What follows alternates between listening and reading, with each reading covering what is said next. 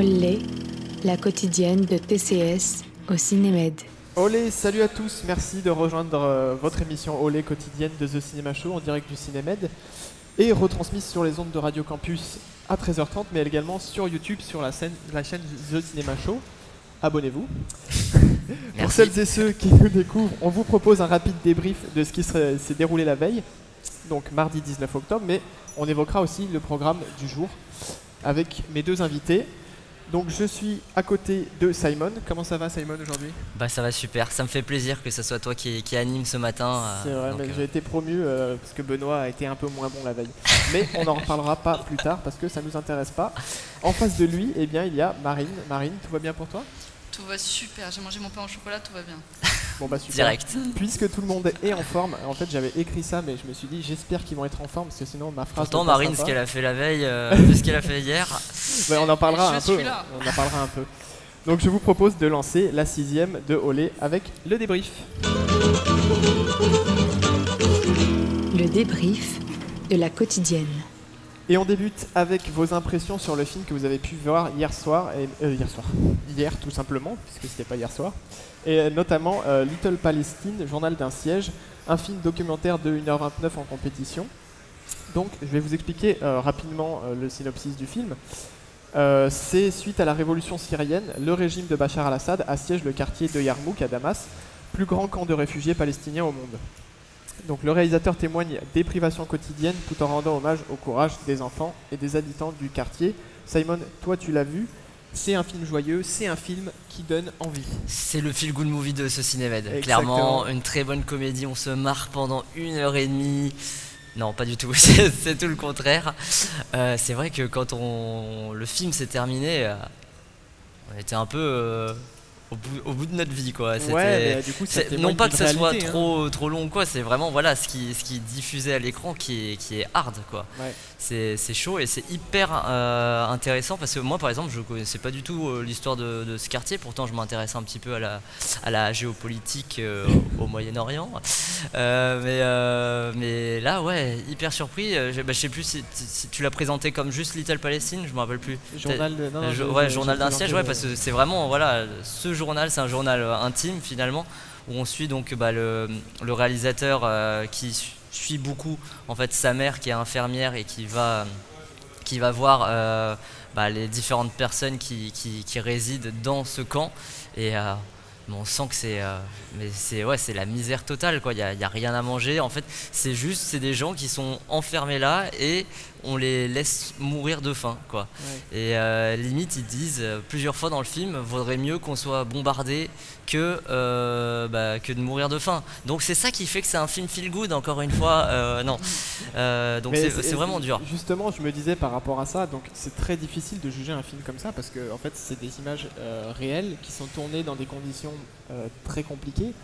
Donc comment peut-on juger un film sur sa qualité de mise en scène quand c'est un film un peu enquête sur le terrain, ouais, mais la mise en scène c'est pas que des mouvements de caméra incroyables comme nous le font l'ACFA par exemple ici. Non, c'est aussi montrer des images comme ça, filmer sur le terrain comme tu dis, tout ça c'est témoin en fait, c'est un film plutôt témoin et ça c'est déjà faire de la mise en scène pour moi. D'accord.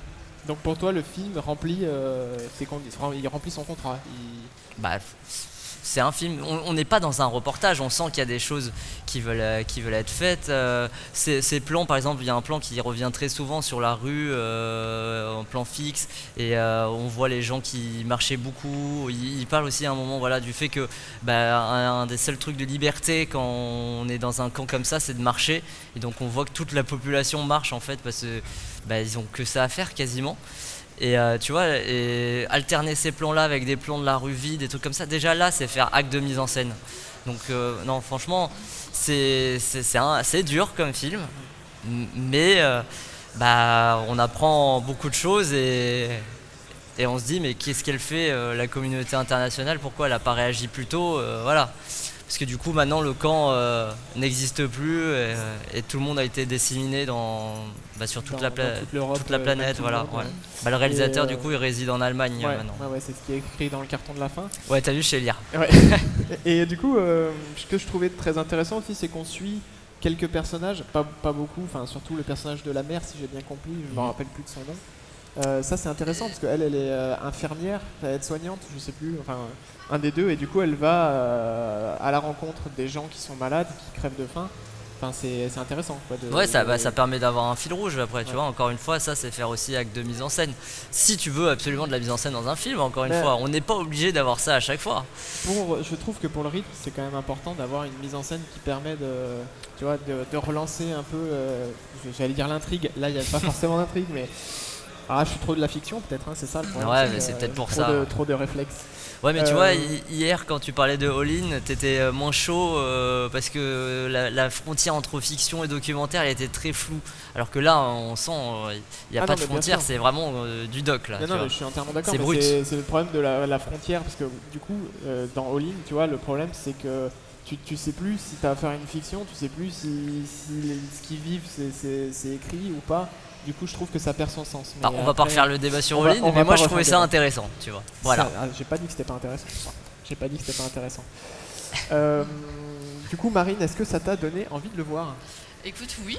En soi, oui, moi ça m'intéresse toujours de découvrir. Donc, Eh ben, on va te donner la date précise, et si tu vas pas, purée. Eh ben, exactement. On va redonner la date. Mais d'abord, je dirais Palestiniens et Syriens ne font qu'un. La phrase que l'on a pu entendre dans le film. Donc le film, si vous voulez le voir, c'est possible. Il sera rediffusé demain, jeudi 21 octobre, à 18h30 dans la salle Einstein. Tout à fait. Voilà. Et du coup, on va enchaîner avec un film que tu as vu cette fois, Marine. Oui. Les Enfants Terribles de Ahmet Nekdet Kupur. Voilà, j'espère que je l'ai bien dit. Qui est en compétition documentaire et qui dure 1h27. Est-ce que tu veux faire le synopsis ou c'est moi qui le fais? Vas-y, t'es bien lancé. Allez, je le fais. Donc ça nous parle du quotidien d'une famille turque, tu m'arrêtes si je me trompe, dans laquelle les jeunes adultes se battent chaque jour pour affirmer leur liberté et leur indépendance face à une autorité paternelle ancrée dans des valeurs traditionnelles. Voilà. C'est tout? Tu veux rajouter? Voilà. Est-ce que c'est bon? Est-ce que c'est bien ce qui se passe? C'est exactement ce qui se passe. Et c'est hyper intéressant de voir un film comme ça. Je trouve que ça change parce que depuis le début du cinéma, j'ai vu quelques films justement qui traitent de la Turquie. Et c'était très ancré dans des traditions. On nous montre souvent la même chose. Là, on nous montre des enfants qui justement veulent s'émanciper de ces traditions, de cette paternalité qui est là, qui contrôle un peu leur vie. Et c'est magnifiquement filmé parce que justement le réalisateur c'est un des frères des deux enfants qu'on suit en fait dans le film. Et il explique que il a filmé ça déjà tout seul parce que c'était très compliqué de venir filmer à l'intérieur d'une famille turque comme ça, des enfants qui veulent s'émanciper. C'est un peu commun, on va dire, là-bas, et encore aujourd'hui c'est compliqué. Donc c'est vrai que c'était par moments très émouvant parce qu'on sentait qu'il y avait une certaine détresse chez ces enfants qui avaient envie d'évoluer et qui ne pouvaient pas forcément parce que les mœurs là-bas sont très différentes de celles qu'on a ici en Europe. Et ça se sent, et du coup c'était hyper émouvant. Maintenant, je pense qu'il a fait un petit carton quand même parce que la salle était pleine à craquer. Il y avait 300 personnes pour le voir. C'est le titre, ça donne envie. Ouais, non mais vraiment, pour le coup, et je pense que c'est hyper intéressant de le voir. Ça change un peu de cette traditionnalité qu'on voit, donc ouais. Allez le voir. Et du coup, au niveau du rythme, tout ça, t'as vraiment été embarqué dans le film. Il n'y a eu aucun moment de flottement, t'avais pas l'impression. La mise en scène, d'ailleurs, on en parlait tout à l'heure. La mise en scène. C'est vraiment docu là. Pour le coup, c'est le réal qui est parti avec sa caméra, qui a filmé pendant longtemps parce que je crois qu'il avait commencé en 2017-2018 jusqu'en fin 2020. Donc ça a été très long et non, franchement, j'ai pas senti de moment d'ennui. Dans le sens où on attend vraiment de savoir comment ça va se passer, comment ils vont réussir à finalement peut-être changer quelque chose. Il y a beaucoup de moments où ils discutent, où un enfant discute avec son parent et essaye de lui expliquer que peut-être ce serait bien de changer cette manière de penser, et tout en gardant l'esprit religieux, la tradition, tout ça, mais essayer de s'inspirer justement d'autres pays et de changer les choses. Par exemple, la jeune fille veut faire des études et on la suit justement dans son parcours parce que le père ne veut pas qu'elle fasse des études, et elle va essayer tant bien que mal de les convaincre, de leur montrer à quel point c'est important pour elles de faire des études, et même dans le monde actuel de faire des études en Turquie ou n'importe où, c'est très important. Et je trouve que justement c'est là où on s'ennuie pas, c'est qu'on les suit et on a envie de savoir comment ils vont réussir à changer ça. D'accord, très bien. Tu veux rajouter quelque chose sur le film? Parce que nous, je rappelle qu'on l'a pas vu, donc on pourrait en parler. C'est vrai. Pourrait en parler, mais on dirait n'importe quoi dessus. Donc tu nous le conseilles en fait. Oui, très franchement, oui. J'espère qu'il aura un prix ou une vision, parce que je sais que par contre en Turquie il est pas diffusé. Et déjà il nous a expliqué que déjà avec la bande-annonce, enfin il a eu des problèmes déjà, que ce soit auprès de sa famille ou auprès du pays. Donc j'espère qu'il sera un peu diffusé quand même pour qu'on puisse... Si Erdogan il nous regarde, on lui lance un petit message. Oui, voilà, exactement. Donc je rappelle quand même que c'est une coproduction franco-allemande turque, je sais pas si on le dit comme ça, mais c'est le cas. Du coup le film, si vous voulez le voir, eh bien vous pourrez le vendredi 22 à 14 h à la salle Einstein pour les documentaires évidemment. Elle a eu un à petit temps de quelques latence, exceptions près. Pour finir, on retourne en France et le dernier film de nos débats avec Mes frères et moi de Johan Manca. Simon, de tête, le synopsis. L'histoire de 4 frères dont la mère va bientôt mourir, et on suit notamment Nour, le plus petit, qui commence à faire des cours de chant, et ses 3 autres frères sont pas trop chauds pour ça, quoi. Voilà, exactement. Je pense pas que ça soit écrit comme ça, le synopsis. Mais je préfère que ce soit toi qui le dise, comme ça je trouve que c'est un peu mieux résumé. Sympa pour le distributeur. Dans les acteurs notamment qu'on voit à l'écran, et actrices, puisqu'il y a le rôle de cette chanteuse d'opéra qui donne des cours de chant, on retrouve Maël Rouin-Bérandou qui joue le rôle principal de ce petit enfant qui, je trouve, chante très bien d'ailleurs, parce que c'est pas évident, l'opéra c'est pas forcément quelque chose qu'on voit souvent. Et puis Sofiane Kames, comment tu dis? Ah ouais, moi je l'adore. Qu'on a vu dans Enquête sur un scandale d'État. Ouais, qui avait un petit rôle dedans, mais qu'on a vu dans Chouf, Le Monde est à toi. Avec un acteur qui, j'ai envie de dire qu'il monte, mais ça fait déjà plusieurs années qu'il monte. C'est marrant qu'il finalement il perce pas encore en premier rôle en fait, à part Chouf qui était un de ses premiers films. Ouais, mais c'est pas lui, c'est Cadmerade le premier rôle. Ouais, c'est pas le premier rôle, mais c'est un rôle très important quand même. Enfin, il a une tête d'affiche, mais effectivement, il aura peut-être à l'avenir un premier rôle, on sait pas. Hein, mais... Donc, qu'est-ce que tu as pensé de ce film finalement, que tu as vraiment, vu hier soir? Maintenant que j'y repense, avec la nuit qui est passée, tout ça, un petit coup de cœur dans ce cinémed. J'aime beaucoup les films comme ça qui ont en ambiance d'été. Et là, on commence au premier jour des vacances et on finit au dernier. Et c'est hyper bien retranscrit dans l'image, ça se passe à 7 du coup. Et on sent ce côté ensoleillé, tout ça, la mise en scène, vraiment, elle fonctionne super bien du coup à ce propos-là. Le grain dans l'image aussi, il y a quelque chose, en fait, il y a quelque chose de très chaleureux, et ça, déjà, ça m'a embarqué dedans. Et c'est vrai que les comédiens, je les trouve très très bons. Nour, franchement, c'est une très grosse surprise parce qu'il faut qu'il alterne des moments plus dramatiques, des moments où il chante, des moments où il est un peu plus comique. En fait, on y croit à ce garçon, et c'est pas facile, je pense, de faire croire à un petit garçon comme ça. Et non, vraiment, joli film. C'est un premier film en plus, je crois, de Johan Manca. Il était présenté à Cannes d'ailleurs. Johan Manca, qui est un acteur à la base et qui a joué dans La Vérité si je mens les débuts. Un film que son plus grand fait d'armes. Son plus grand fait d'armes. Non, il a fait d'autres films, je pense, avec un peu plus de crédit, mais du coup, c'est un film que tu nous conseilles. Ouais, franchement. Le regard caméra final. Bon, est-ce qu'il fallait le dire déjà? Non, ça c'est un peu facile. Ça c'est un peu. Ouais, non, mais t'as raison, c'est un peu facile. On connaît dans ce genre de film, mais après. Je trouve qu'il évite tellement d'écueils, et notamment dans le final, ça m'a surpris d'ailleurs de finir par ce plan là, mais dans le final je trouve qu'il évite beaucoup d'écueils auxquels souvent des premiers films comme ça se confrontent. Et je vais pas en révéler la nature, mais il y a des trucs attendus parce qu'il pose des graines et tout, et en fait on se dit non, putain, ça va pas finir comme ça, on connaît, on l'a déjà vu cette histoire. Et non, en fait ça change tout ça, et je trouve que c'est à ce titre là c'est plutôt surprenant, et c'est bien écrit, c'est super bien interprété. Les 4 frères ont tous une personnalité différente aussi, ça aide à s'attacher au personnage. Souvent de personnages un peu stéréotypés, là du coup on rentre vraiment dans le... Oui, mais il y a tellement Nour qui est au-dessus et qui a un rôle un peu plus varié, comme je disais, que je sais pas, je pardonne dessus et puis j'ai été embarqué à 7, donc bon, c'est pas très loin, mais c'est pas grave. Oui, c'est sûr que c'est un film de nos régions, comme on dit. Du coup, bah, alors donc, tu m'as dit que tu le recommandais, c'est un peu le coup de cœur, donc très bien. Marine, Ouais. tu vas aller le voir? Trop tard, il n'est pas rediffusé. Il sort Voilà. début janvier 2022. Ok, je note. Donc c'est dans pas très longtemps. Tu seras à la salle. Pour tous ceux qui veulent voir le film avec Marine, prenez rendez-vous. Voilà. Du coup, l'équipe de TCS a-t-elle sélectionné d'autres films? Je ne sais pas. Bah, t'as fait quand même quelque chose hier soir, tu peux nous en Oui, parler. c'était pas un film, Ah bah oui, mais c'était un petit c'était pas un événement. film, c'était Ouais. l'événement du Cinémed, le Rockstore. Le Rockstore. Écoute, c'était sympa. Honnêtement, c'était Ouais. très sympa de retrouver tout le monde hors Cinémed. C'était une très bonne ambiance. La musique était bien. Je connaissais pas The C'est Penelopes. ouais. Et j'ai beaucoup aimé de ce disco un peu électro. On s'est beaucoup ambiancé. Par contre, petit bémol qui m'a Ah là là, brisé le ça y est. cœur, évidemment. Asia Argento qu'on attendait et qui n'est finalement passé que quelques secondes sur la scène. Qu'on a Non mais elle a un planning très serré, fais gaffe. Non mais c'était quand même écrit Asia Argento and the Penelopes. Donc Je pense qu'on aussi était qu'à beaucoup moitié. à attendre de la voir au moins un peu plus longtemps et ouais.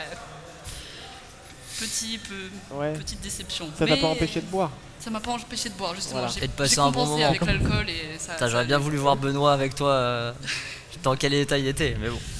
Oh, il était au coca. Il évidemment, était Benoît. Il était Benoît. Ah bon, Exactement. déçu. Ouais. Très bien. Eh ben écoute, pour rester dans la bonne humeur, je propose de recevoir une invitée, puisqu'on va recevoir Myriam Bayad, notre invitée d'aujourd'hui, avec laquelle tu vas t'entretenir, Simon. L'invité de la quotidienne. Bonjour et bienvenue sur notre plateau. Alors je crois savoir que vous allez nous présenter un atelier présent au Cinémed, mais je vais laisser la main à Simon qui va en parler avec vous. Ah déjà t'as même pas dit qui on recevait Bah, quoi. justement, Ah, c'est je moi qui laisse- dois le faire. C'est toi qui, c'est Ah. ton interview, tu l'amènes comme tu veux. Ok, bah merci Antoine de me laisser la main comme ça. Alors aujourd'hui nous accueillons Myriam Bayad qui s'occupe de la table Mashup qui est juste derrière nous, C'est ça. juste derrière pas loin du plateau de l'ACFA. Bonjour Myriam, Bonjour, comment ça va? Ça va super, trop T'es- contente d'être là. Ouais, Ouais. un peu d'appréhension je crois. Un petit peu, mais ça c'est parce que je suis timide. Bah alors est-ce que déjà tu peux nous expliquer c'est quoi la table Mashup? La table Mashup en fait c'est un atelier de montage, un outil ludique. Ça a été inventé par Romuald Beugnon, c'est un réalisateur qui fait la Fémis.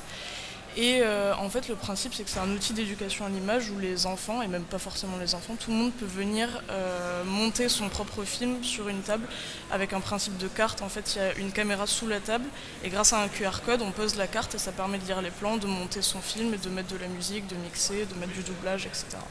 Et donc là c'est en place depuis combien de Depuis temps, là hier. Depuis hier. Hier et on est là toute la semaine jusqu'au bout Et du donc, festival. Il y a pas mal de gens qui sont déjà venus. qui Ouais, se sont ouais, laissés les tenter. gens sont hyper intrigués par l'outil donc c'est super. Ouais. Et c'est juste sur le moment en fait que tu peux voir le film ou tu peux récupérer ensuite un fichier? Oui, on peut le récupérer. En fait, le principe c'est de tout monter en live Ok. et une fois que le film est fini, il y a une carte sauvegardée et du coup ça permet de le mettre directement sur l'ordi et après on peut récupérer le film. D'accord. Et donc tu me dis donc t'as des cartes. Alors ici là les cartes ont été choisies pas par hasard. Je crois que Oui, tu en m'avais fait dit. c'est des cartes, c'est un jeu de cartes que j'ai créé spécial Louise Buñuel parce qu'il y a une rétrospective donc forcément on s'est dit que ce serait pas mal de montrer un peu des films de Buñuel aux élèves, aux enfants, un peu à tout le monde. J'essaie de prendre des extraits qui sont pas trop subversifs même si c'est un peu compliqué mais voilà ça plaît à tout le monde. Et donc après tu disais tu as d'autres cartes avec des bruits, C'est des ça. bruitages. En fait, il y a des packs de cartes d'images pour faire d'abord son montage d'images. Ensuite, il y a des musiques qu'on peut mixer en live. Donc, le principe de la table, c'est que comme il lit le QR code, on peut monter la carte et monter le volume, baisser la carte, baisser le volume. Et en fait, on fait du mixing en live. Et donc c'est vraiment en fonction de là où tu places ta carte. Ouais, c'est ça. Exactement. On a le- comme sur un. C'est comme une table de montage, vraiment, mais c'est en live avec les mains. Voilà. C'est hyper ludique. Et t'as aussi un micro du coup, c'est ça où tu peux, Oui, tu c'est peux ça. faire du doublage. Ouais, Alors exactement. ça donne, j'imagine, ça donne des trucs complètement Ah différents. bah oui, en les fonction gens, des les gens aiment bien. Et puis déjà, j'ai l'impression qu'ils se sentent un peu limités par les cartes des fois, donc il y a des bruitages qu'ils n'ont pas, donc forcément ils vont s'amuser à faire des voix off et tout ça. Alors c'est hyper ludique du coup, t'as dit que ça a été inventé par... Romuald Beugnon, en fait Ok. c'est un réalisateur et il faisait des ateliers d'éducation à l'image. Et en apprenant aux élèves à faire des films, il s'est vite rendu compte que la partie montage, c'était un truc qui était un peu moins intuitif pour les enfants. Et du coup, le simple fait de toucher, enfin de voir le montage en live avec ses propres mains et tout ça, les élèves ont tout de suite beaucoup plus compris de quoi il en ressortait en fait. Et alors ça se passe comment si on veut participer Bah, c'est une entrée libre, donc tout le Ok. monde peut venir. Les ateliers peuvent varier entre 15 minutes et 40 minutes selon si on a vraiment envie de faire un film plus long, plus court, etc. Et donc ça se trouve où ça, toutes les infos pratiques, dis-nous tout. Et ben alors juste en face de la billetterie, dans le hall du quorum, on a l'atelier et puis je vous explique tout une fois que vous êtes là-bas. Et alors donc tu m'as dit on peut récupérer le film à la fin, tout ça, donc Ah ouais, c'est ça. cool. Je Et- l'envoie par mail. Et donc t'es là jusqu'à la fin de la Toute semaine la semaine, ouais. Ok, et il y a des horaires précises ou... Oui, alors le matin on fait un peu des ateliers plutôt pour les enfants et puis l'après-midi c'est entrée libre à tout le monde. Ok, très bien, bah, c'est Voilà. noté. Est-ce que tu as un mot à ajouter, Myriam Non, pas vraiment, venez nombreux, hein, parce que c'est un très bel atelier et puis passez un bon cinémède surtout. Bon, en tout cas, c'est hyper cool et merci Myriam de nous avoir présenté Pas de cette soucis. table mashup.